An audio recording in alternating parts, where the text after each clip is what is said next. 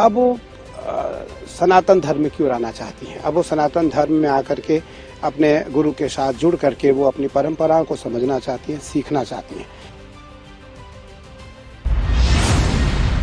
প্রয়াগরাজে শুরু হয়ে গিয়েছে হিন্দু ধর্মের সবচেয়ে বড় অনুষ্ঠান মহাকুম্ভ। আর এই মহাকুম্ভে শামিল হচ্ছেন বিভিন্ন ধর্মের বিভিন্ন দেশের মানুষ। এই ধর্মীয় অনুষ্ঠানে যোগ দিয়ে মানুষ নিজের আত্ম উপলব্ধি করতে পারছেন, আকৃষ্ট হচ্ছেন সনাতন ধর্মের প্রতি। তারই প্রমাণ ধনকুবের স্টিভ জবসের স্ত্রী লরেন পাওয়েল। আমেরিকার অ্যাপেল সংস্থার প্রতিষ্ঠাতা স্টিভ জবস 1974 সালে ভারত ভ্রমণে আগ্রহ প্রকাশ করেছিলেন স্টিভ। পরিদর্শন করতে চেয়েছিলেন কুম্ভ মেলা। বাবার নিম করলির আশ্রমে কিছুদিন সময়ও কাটান। স্টিভ জবসের সেই ইচ্ছা পূরণ করতেই ক্যালিফোর্নিয়া থেকে ভারতে এসেছিলেন লরেন। যোগ দিয়েছিলেন প্রয়াগরাজের মহাকুম্ভে। নিরঞ্জনী আখড়ার কৈলাস নন্দগিরি মহারাজের আশ্রমে থাকতে শুরু করেন তিনি। 1 বছর আগেও এই মহারাজের আশ্রমে গিয়েছিলেন লরেন। কৈলাস নন্দগিরি মহারাজ তার নাম দিয়েছেন কমলা। আশ্রমে থেকে জীবনবোধ সম্পর্কে জানতে শুরু করেন লরেন। এরপরেই গভীরভাবে অনুপ্রাণিত হন হিন্দু ধর্মের প্রতি। তারপরেই তিনি সনাতন ধর্মে যোগ দিতে চান বলেই ইচ্ছা প্রকাশ করেন। সম্প্রতি 50 জন কর্মীকে নিয়ে 2টি বিমানে ভারতে এসেছিলেন লরেন।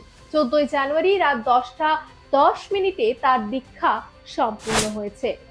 এখন তিনি সম্পূর্ণ নিরামিষভোজী। ইতিমধ্যেই তিনি হিন্দু ধর্মের সমস্ত রীতিনীতি মানতে শুরু করে দিয়েছেন।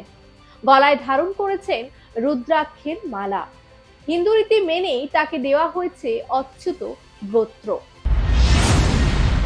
মহাকুম্ভ মেলায় বিদেশের লক্ষ লক্ষ মানুষের আগমন প্রমাণ করে দেয় সনাতন ধর্মের বিশালতাকে।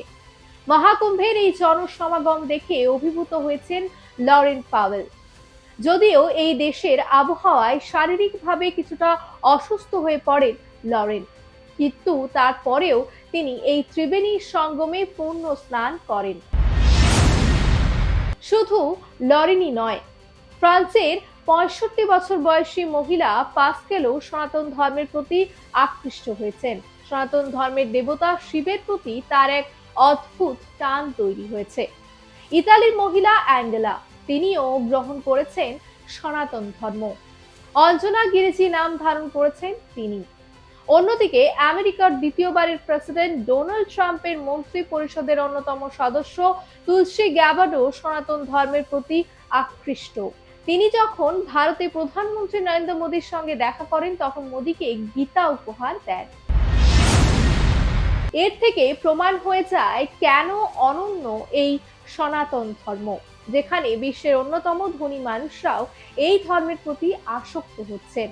আসলে সনাতন ধর্মের গভীরে রয়েছে মানুষের আত্ম উপলব্ধি, যা মানুষের জীবনে এনে দেয় শান্তি। একটি মানুষের জীবনে যা সবচেয়ে বেশি প্রয়োজন। প্রতিবেদন ভালো লাগলে লাইক দিন, সাবস্ক্রাইব করুন বেঙ্গল ফ্যাক্ট।